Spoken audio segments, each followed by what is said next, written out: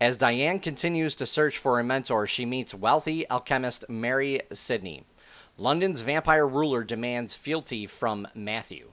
Hello, everybody. I'm Steve from VALHARTV, and today I'll be reviewing A Discovery of Witches, Episode 2.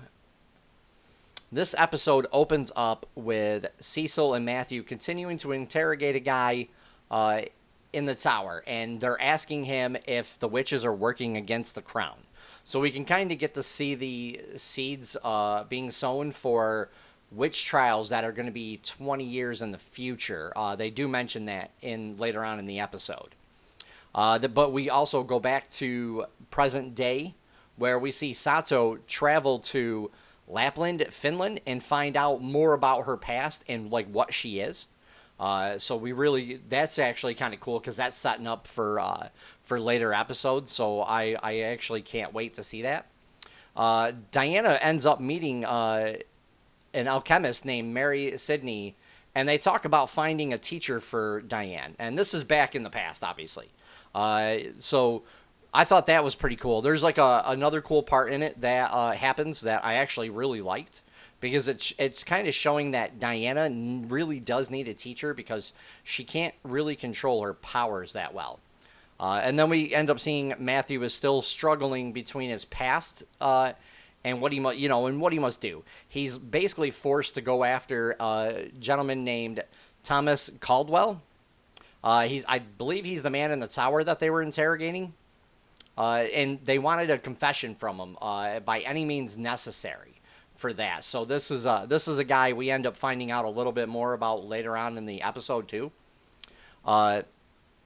And as Matthew's coming walking down the street, he ends up getting a summons. Like him and Diana get a summons to meet with Father Hubbard. He's the vampire lord of London. And when they end up meeting him that night, because this is basically you meet us tonight or else kind of thing. We learn a little bit about Hubbard and how he ended up coming to power during the Black Plague. They say the Black Death. And the dialogue between Diana and Hubbard in this is actually really good. I thought it was very brave of her to actually stand up to this vampire lord.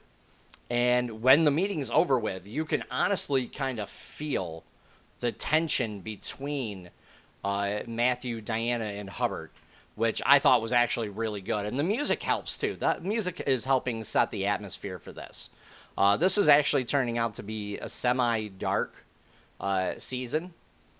This isn't as dark as like the first one was ominous and stuff. So, but we also do get to see Diana out walking around, and she ends up running into Miss Norman, who's from episode 1 that they forced to go to the house. So she actually invites her back, and Miss Norman ends up trying to help Diana channel her magic, and she puts a couple of things in front of her, and something actually kind of fun and cool happens. I actually liked this part really well, because they are doing more with the magic, which going forward now is going to be really cool because the effects in this are still pretty sweet. So she ends up getting taken to a witch's house by the name of Goody. She's an older lady, and Diana finds out more about herself and what she is and like what her power set is, kind of. And Goody tells her that the auguries have been prophesizing her arrival for quite a long time, and that she needs to consult with the Reed to get permission to be trained. The Reed is set up so they don't just train anybody. You have to go in, present your case, things like that. So I thought that was pretty cool because she does present a good case, and again, there's good dialogue in this scene as well. And then the end, the end of the episode ends with Hubbard receiving Thomas Caldwell's body, and then Hubbard ends up writing a letter and sending it to France. So we're going to get to really see that dynamic play out now that the tensions have really come to fruition, and the decisions that Matthew had to make in this episode. Again, the effects in this are good. we get a scene where a snake ends up coming to life from a picture from a woman's shoe. So I actually thought that was pretty cool because it really surprises Diane in that instance too, because she's like, I don't know, and Matthew's like, hey, don't worry about it, we're gonna find you somebody. And I thought that was really good. There's another scene with an egg that something happens with that's really good as well. The music again, good. It's setting up the atmosphere. It's helping it out more and more. And the acting, I thought Matthew in this was a little bit better this episode. The struggle between his past self and his future self is really showing on him because he's really struggling to be that person of the past. He's been alive for 1,500 years and he's changed over the years. Things have changed over the years. He knows stuff that he can't tell anybody. So that struggle is really there and you can really see it.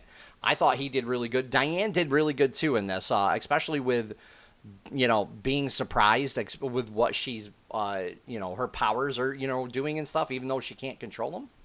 So, yeah, overall, I thought this was a good episode. This episode has a lot of intrigue, and the dynamic between the witches and vampires is just as volatile in the past as it is in the future. So we really get to see this dynamic between these two species really start to play out and how it's been going on for a long time, and it hasn't changed. Like, nothing's changed from the past to the future between these two creatures. So I thought that was really good. I'd give this at least a 7.5, maybe 8.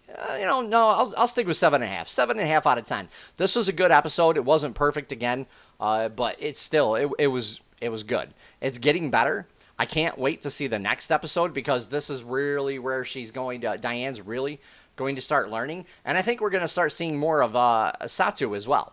So I really can't wait for this. This is shaping up to be a good season so far. Two really good episodes for 1 and 2. So if you guys like what I do, please hit the like button and subscribe. And leave a comment down below. Let me know what you thought of the episode, what you thought of the review. Take care for now, everybody.